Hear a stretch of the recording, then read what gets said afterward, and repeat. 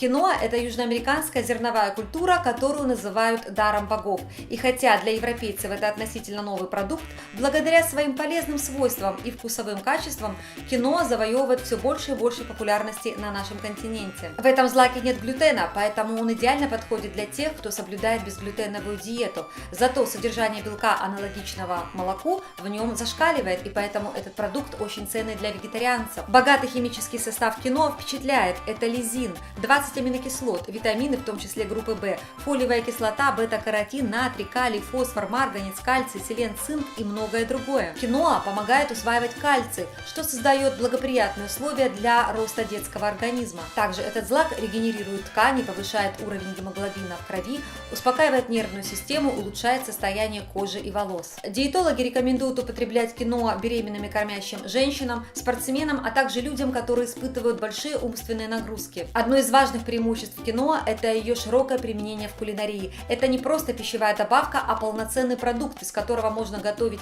каши, супы, десерты и печь лепешки. Подробнее о свойствах киноа и способах ее употребления читайте на сайте компании Биомир.